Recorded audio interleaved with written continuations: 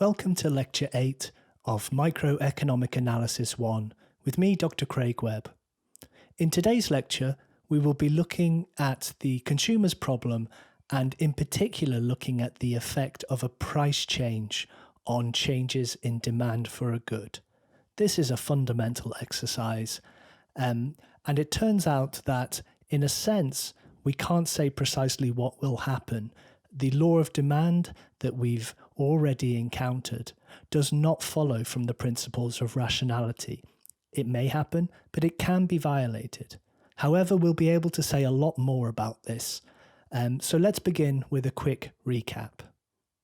By this stage of the course, we have a very good grasp of what we mean when we say the consumer's problem, choosing the most preferred and affordable bundle, which we can express equivalently as a mathematical problem, maximize the utility of the bundle that contains Q1 units of good 1 and Q2 units of good 2, subject to the requirement that this bundle is affordable. So P1 times Q1, the expenditure on good 1, plus P2 times Q2, the expenditure on good 2, is no greater than the consumer's income, denoted capital Y. When we solve this problem to find the optimal amounts of good 1 and good 2, we call these amounts the consumer's demand for good 1 and good 2. And we know how interior solutions where the consumer chooses positive amounts of both goods, we know how to characterize these. Our two conditions are the consumer spends all of their income and also they choose a bundle at a point on the indifference curve where the marginal rate of substitution is equal to the marginal rate of transformation. The slope of the indifference curve is equal to the slope of the budget line. Once we've found these optimal amounts of good 1 and good 2, we can express them as functions of the relevant ingredients of our problem. So for instance, if we could express Q1, the consumer's demand for good 1, as some function D1 of the price of good 1, the price of good 2, and the consumer's income Y, then we will call the function D1 a demand function, specifically the consumer's demand function for good 1. Similarly, we can express the consumer's demand function for good 2, noting also that this will be a function of the prices of both goods, P1 and P2, and the consumer's income Y. In this lecture, we're going to focus on studying the effect of a price change on demand. This is a very basic and fundamental exercise for microeconomists. We should be able to say something about what happens to consumer choice when the price of a good changes. So far, we've already encountered what we called the law of demand. Okay, so this was an empirical proposition, really, that when we look at data, we expect to see price changes and demand changes being negatively related. So if the price of a good increases, the consumer would reduce the demand for that good. This condition, the law of demand, was not derived from any principle based on rationality or preferences, or even any kind of analysis. It was simply an empirical regularity. It's what we typically see. It's quite possible, however, for a decision maker to violate this law. Before we look at how this can happen, let's do a quick recap on how we would represent price changes in a graphical way. So let's do a quick recap on graphing budget lines and opportunity sets. So remember, the equation for the budget line is P1 times Q1 plus P2 times Q2 is equal to the consumer's income Y. This expresses Q2 as a linear function of Q1. For instance, we could rearrange this as Q2 is equal to Y divided by P2 minus P1 over P2 multiplied by Q1. So these two equations are exactly the same. So when we draw this diagram, you could rearrange like this and then note that Y divided by P2 is the intercept on this axis, y divided by p2, a positive number. And the slope of the budget line is minus p1 over p2. A simpler way to draw this is simply to think, well, if I spend all of my income on good 1, then effectively I'm going to take my income y and divide it by the price per unit of good 1, and that is how many units of good 1 I can purchase. So now I've got 2 points. I can connect them by a straight line and draw the budget line. Okay, so this is the budget line. It has, let's just write the slope is minus p1 over p2. Okay. Now, the reason I recommend this trick of just looking at the axis is the following. Let's suppose we have a price reduction for good 1. So what do I mean by this? Well, there's a new price now, P1 prime, and it is less than the initial price, P1, and everything else, P2 and Y, are going to be held constant. Okay, so how could I draw this? Well, one way, if you're very smart, is to write a new equation. So the new budget line would be P1 prime multiplied by Q1 plus P2 times Q2 is equal to Y. I could then rearrange this to get Q2 is equal to Y divided by P2 minus P1 prime over P2 multiplied by Q1. And I see that the intercept term doesn't change, which is very natural. If I spend all of my money on good 2, the price of good 1 changing has no effect. This slope term does change, however, and in a sense, it becomes difficult to interpret under pressure, for instance, under exam conditions, because we're saying, well, it's a smaller number, but it's negative, so it's a greater number, and drawing it can quickly become confusing under test conditions. Trust me on this. So the way I like to do it is to do my trick of looking at the axis and say, well, if I spend all of my money on good 1, I can now afford more.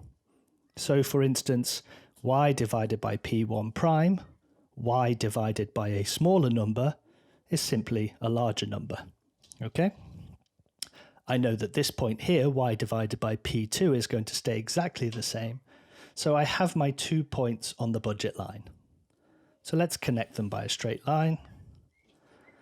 And in doing it this way, I've very quickly drawn a new budget line, which I know has slope minus p1 prime divided by p2. Okay, so without analyzing the slope term specifically, I've produced the diagram of a price reduction. Similarly, if the price of good 1 were to increase, then this point would shift inwards, and this point would stay the same.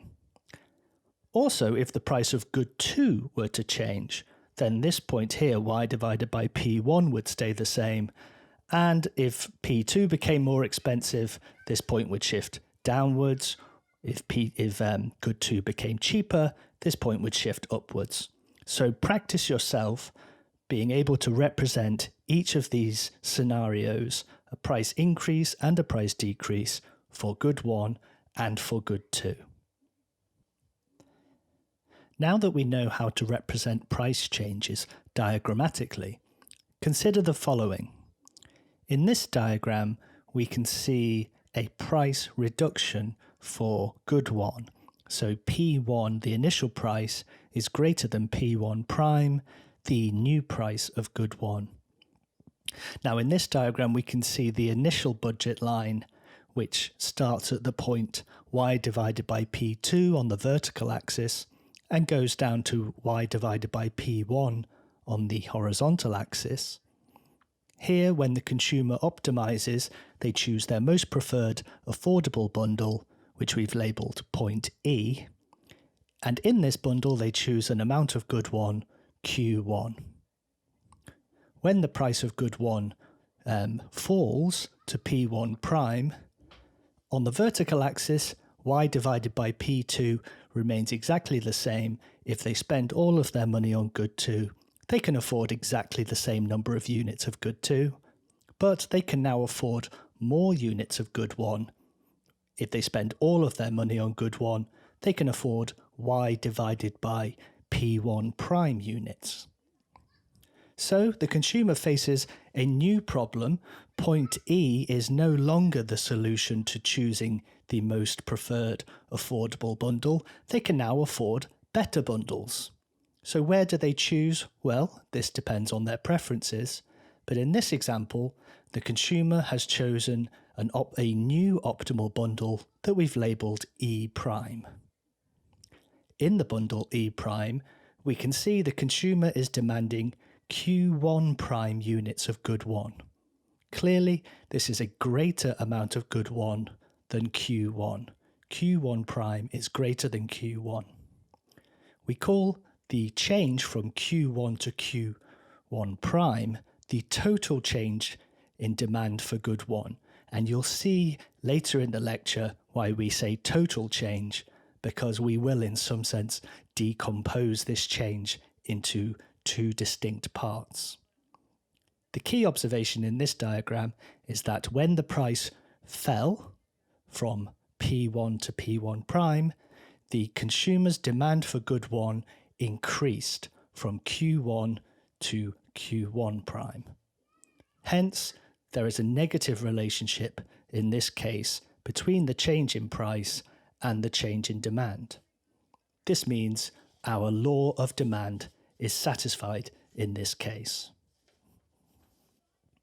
Now, the reason the law of demand was satisfied in the previous example simply reflected the consumer's own preferences. When they chose a new optimal bundle, they wanted more of good 1.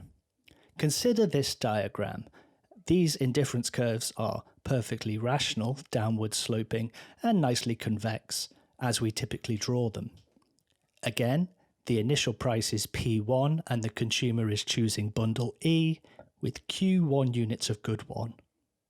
When the price changes, the budget line pivots outwards to this new budget line that we know how to produce. And in this case, the consumer has chosen a bundle E prime. This occurs where the indifference curve for this consumer is tangent to the new budget line. So the total change in this case in the demand for good 1 is from Q1 to Q prime. But notice in this case that Q1 prime is less than Q1. So what do we see here? A reduction in the price of good 1 causing a reduction in the demand for good 1. So changes in price and changes in demand are moving in the same direction. That is, changes in price and changes in demand, in this case, seem to be positively related. This means our law of demand is violated. So that is our first lesson here. There is nothing irrational about this.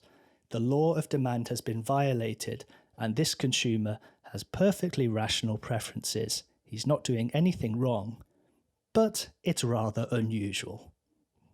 Goods that violate the law of demand are known to economists as Giffen goods, named after the 19th century economist Robert Giffen. Giffen claimed that during the Irish potato famine, changes in the demand for potatoes were positively related to price changes. The story for this was that because people were incredibly poor and potatoes formed a staple part of their diet, as the price of potatoes increased, the consumers essentially couldn't afford anything else. And so, because they couldn't afford anything else, they used what money they had left to spend on more potatoes. The argument has been reassessed over the years, and I'm not entirely sure it stood up to the kind of empirical analysis using modern tools that we expect today. So the question of whether Giffen goods really exist in some sense remains open. However, as a theoretical possibility, and according to the fact that Giffen goods in no way violate the principles of rationality. It's very important to say more about this. Why does this happen? When should we expect it to happen? And when can we rule out such a thing happening? So we'll consider this much more as we consider what's called the Hicks decomposition next. Using graphical examples, we've now shown that the law of demand can be satisfied for rational behaviour, but the law of demand need not be satisfied. As long as our consumer satisfies the axioms of rationality, they may well make choices that violate the law of demand. So, in some sense, at this point, we can't say very much. All we can say is, if there's a price change, well, something happens, but we're not quite sure what. Of course, this is simply not good enough. As microeconomists, we need to be able to say a lot more. When exactly does it happen that the law of demand must be satisfied? And where should we expect it to be violated, knowing that it can be violated by rational behaviour? In order to address this question, we're going to look at the work of the great Sir John Hicks and perform what's called the Hicks decomposition of a price change. Hicks was a professor at Manchester in the late 1930s and early 1940s, and during his time here, he wrote his great work on welfare economics. This work is now studied by every beginning microeconomic student around the world, including us today. So it's a great pleasure to teach this material. Let's consider what happens when the price of a good decreases. Hicks argued two distinct things motivate a change in the consumer's demand. The first is called the substitution effect. This occurs because essentially when the price of one good changes, so if the price of good 1 decreases, keeping the price of good 2 constant, then the rate of exchange between these goods, what we call the marginal rate of transformation or marginal rate of exchange, changes. It becomes easier to exchange a unit of good 2 for more of good 1. In this sense, there is a motivation for a consumer to substitute more of good 2 to give away in return for good 1. So substituting in favour of the now more cheaper good. This is called the substitution effect. The second effect, which we can isolate when a price of a good decreases, is that we call this the income effect. In a very real sense, the consumer becomes richer when the price of one good reduces, holding everything else constant. In what sense do we mean they become richer? Well, they can now afford bundles of goods that they couldn't previously afford. They can now get onto a higher indifference curve and enjoy greater utility than they could before. This is what we call the income effect. So after we factor out the substitution effect, the motivation for changing demand based on the idea of substituting in favour of the now reduced good, the fact that we can purchase more is called the income effect. We're going to break these down graphically in the next part of this lecture.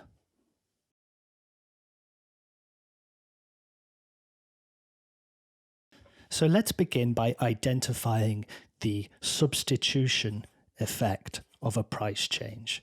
This is the first part of Hicks's decomposition of a price change, the substitution effect.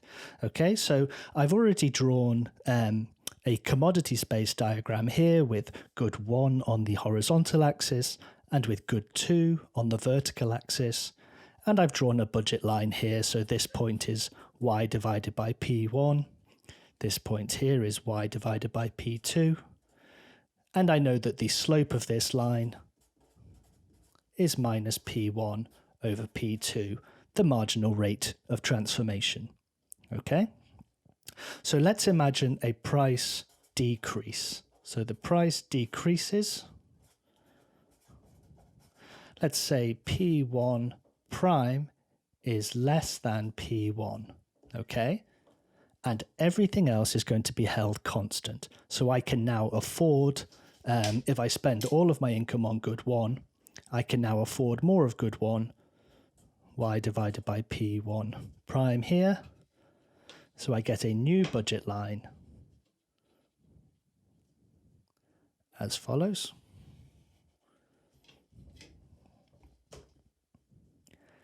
And this new budget line has slope minus P1 prime over P2.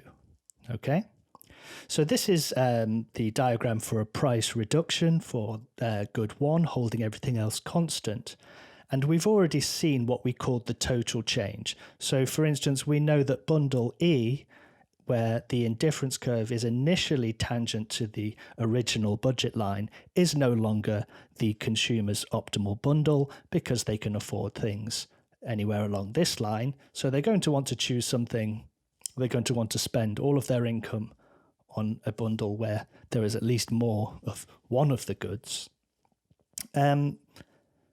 So where is the substitution effect? This is kind of a strange exercise, really. What we're going to say is, well, let's imagine that the consumer is not allowed to get richer. So we're going to remove the income effect, by which I mean we're going to insist that they have to choose a bundle on the original indifference curve IC1. Okay, so no change in utility. But we are going to allow the price ratio to change. So hypothetically, if I take this budget line here and imagine taking some income off this consumer, okay? Let me just quickly draw it and then I'll explain it. So I'm going to draw a tangency here. And let's imagine this tangency is just here. Let's call it E double prime. So let's just label a point here, E prime, as the new, so E to E prime, or I suppose what we Q1 to Q1 prime, we called the total change in demand. Okay. Now, the Hicks decomposition, what we're going to do is break it down into these two parts and say, well, the first part of the change is this substitution effect, which is from Q1 to Q1 double prime here. Okay, so let me just label it and then explain what it means, is what we call the substitution effect. The substitution effect of the price decrease. So what happens is the consumer has to stay, hypothetically, we're essentially taking income off them from their new bundle and say, well, you're not allowed any more utility than you started with. So we take income off you until we just reach the point where you can afford a bundle on the original indifference curve, but using this new price ratio. Okay? So that's what we call the substitution effect. If utility was not allowed to change, if you weren't allowed to get anything better, but we did see a price change, how could we represent that? And that's precisely this change from E to E double prime, or from Q1 to Q1 double prime. Okay? Now, what can we say about this? Well, if we notice this indifference curve is strictly convex,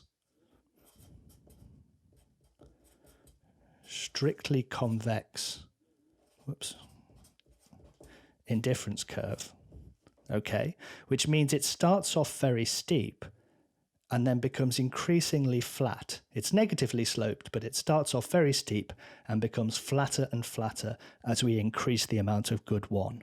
Okay, we gave this a name, diminishing marginal rate of substitution. Okay. Now, if this is the case, when there is a price decrease, the marginal rate of transformation decreases. Okay. So in order to have a tangency, we're going to need to increase the amount of good one. Okay.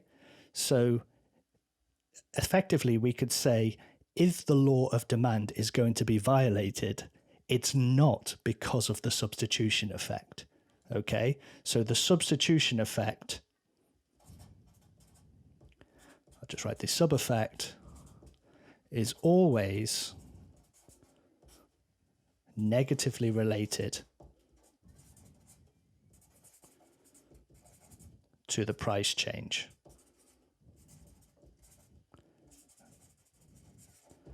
Okay.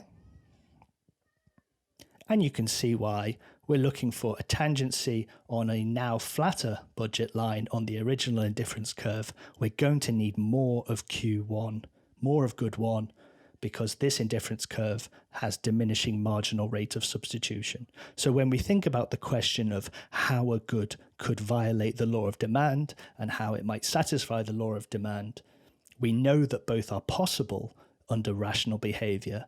But if the behavior violates the law of demand, it's got nothing to do with the substitution effect. The substitution effect supports the law of demand.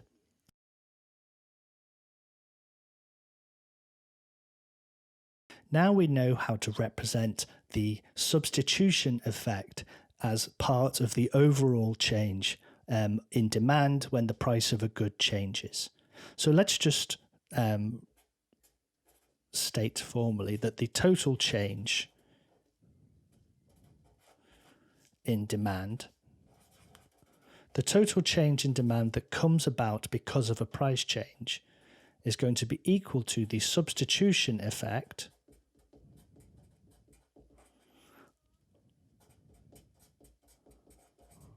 plus the income effect. Now, why is that? Let's have a look at this diagram. Well, you can see what is happening once we've made the change from E to E double prime using this hypothetical budget line where we've imagined taking income off the consumer. How do we get from this hypothetical budget line to the actual new budget line? Effectively, it's like giving the consumer that income back. Okay, so to get from E double prime, or this position, this hypothetical budget line we constructed to analyze the substitution effect, really the consumer has essentially this budget line plus more income. Okay, so it's the new slope, and then we're going to give them back their income to be on the new budget line. So if we're giving them income, how does that change their demand? Well, this is going to depend on whether the good is a normal good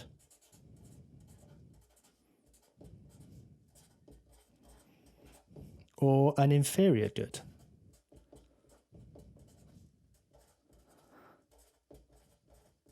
So let's recall the definitions. A normal good is a good for which the change in demand for a good is positively related to changes in income. So this is effectively what I've drawn here. Here, going from E double prime to E prime, we can see the consumer is increasing. So if I was to write Q1 double prime to Q1 prime as the income effect, you can see that's an increase. So when they receive greater income, they increase their demand. Okay. So what happens with normal goods? Well, we can see, first of all, when there's a price reduction, the net substitution effect, or the substitution effect, increases demand. You substitute in favor of the cheaper good. Then the income effect also increases demand. So it's an increase followed by an increase. So unambiguously, when the price decreases, the consumer has two reasons to increase their demand. Overall, they will certainly increase their demand. So normal goods have to obey the law of demand. Let's take a look at inferior goods, which are a little more subtle. In this diagram here, I'm just recreating the diagram we saw in the previous section, which considers the case where good 1 is a normal good. Here you can see the substitution effect as the change in demand from Q1 to Q1 double prime. That's the change in demand that comes around because there's a new price ratio, but we artificially change the consumer's income to keep them on the original indifference curve. Given that E to E prime, or Q1 to Q1 prime, is the total change, and Q1 to Q1 double prime is the substitution effect, the change from Q1 double prime to Q1 prime is that income effect. It's the effect of simply giving them that extra income to spend, the fact that they are richer in a real sense because of this price reduction. Here we've represented a normal good, which you can see by noting that Q1 prime is greater than Q1 double prime. In this diagram, we've started in the same way with a substitution effect from Q1 to Q1 double prime, but this diagram considers the case of an inferior good. So what is an inferior good? It's a good where as you get more income, you buy less of that good. Okay, so changes in demand and changes in income are negatively related. Here, the consumer initially increases their demand from Q1 to Q1 double prime. That's the substitution effect. That increase always happens when indifference curves are strictly convex. However, when they receive their income, their ability to spend more, they reduce their demand for good 1 from Q1 double prime to Q1 prime. Now, Q1 prime in this example is in between Q1 and Q1 double prime. Okay, so overall, the total effect here is that the consumer is going to buy more of good 1. Okay, Q1 prime is greater than Q1. So here the law of demand is satisfied. You can see here that the income effect in some sense partially offsets the substitution effect. They're working in opposite directions, but we might say the substitution effect is dominating here. Overall, there is a positive change, and that's being driven by the substitution effect, because the income effect is a negative change in demand in this case. But overall, the consumer wants to buy more as the price decreases. So the law of demand appears to be satisfied in this case. Now let's look at the final case. This is what you might call a very inferior good. Okay, so in this case, initially, the consumer demands bundle E, and the substitution effect increases their demand from Q1 to Q1 double prime. It's an inferior good, so as we give the consumer more income to spend, or the consumer has more income to spend, they want to reduce their demand for this good. Now, what's peculiar about this diagram is that the income effect is so strong, the reduction after the substitution effect is so powerful that the consumer ends up demanding a Q1 prime, which is even less than the initial Q1. Okay, so this is precisely what we call a Giffen good. The law of demand is violated, which is by definition a Giffen good. Notice this can only happen because first of all, the income effect is negative, so Giffen goods must be inferior goods. However, we've already seen an inferior good, which is not a Giffen good, where that income effect was quite small. So two things have to happen for a good to be a Giffen good. First of all, it must be an inferior good. And secondly, it must be extremely inferior in the sense that the negative income effect is so large that it completely counteracts, it completely dominates the increase in demand that the substitution effect warrants. Now that we can decompose the total change in demand as a result of a price change into the substitution effect and the income effect, we can identify three cases. Normal goods. Well, first of all, let's mention that the substitution effect is always negatively related to the price change. Okay, so in the substitution effect, after a price decrease, consumers with convex indifference curves will always want to demand more of the good which price has decreased. Okay, the consumer wants to substitute in favor of the cheaper good. After the substitution effect comes the income effect, the second part that decomposes the total change in demand. The income effect, of course, depends on whether it's a normal good or an inferior good. Where it's a normal good, the income effect is positive, so the consumer will want to demand more of a good as they get more income. In this sense, normal goods must obey the law of demand. The law of demand must hold because the positive income effect reinforces the substitution effect. Now that's a nice essay you could practice. Explain why normal goods must obey the law of demand. Secondly, we could say inferior goods can obey the law of demand. When does this happen? Well, it happens when the negative income effect only partially counteracts the substitution effect. So we need to be able to explain precisely when this happens. Inferior goods can obey the law of demand, but it's false to say inferior goods must obey the law of demand. We know that's not the case because if that negative income effect completely counteracts the substitution effect, if it dominates the substitution effect, then the overall change will be positively related to the price change. Okay, so a price decrease can lead to a demand decrease if the negative income effect is strong enough. So that's what we call Giffen goods. And Giffen goods, by definition, are the only goods that violate the law of demand.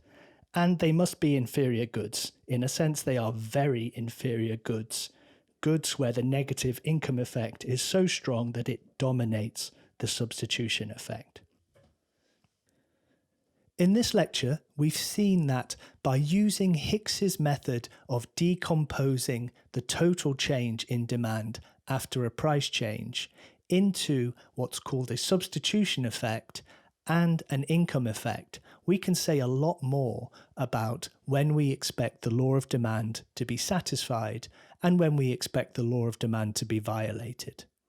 We know, for example, that for strictly convex indifference curves, the typical case that we draw in economics textbooks and assume very frequently, that the substitution effect always leads to a substitution in favor of the good where the price has been reduced.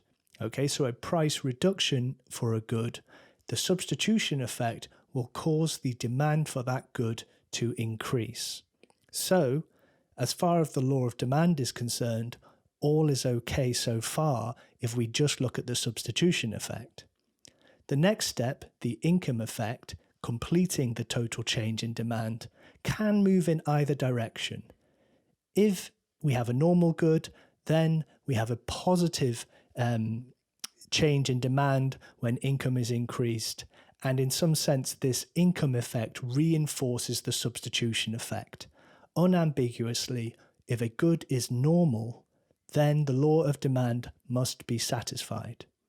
We've also seen the more subtle case that if a good is an inferior good, the law of demand can be satisfied, provided that the negative income effect is not too large, so that it only partially counteracts the substitution effect.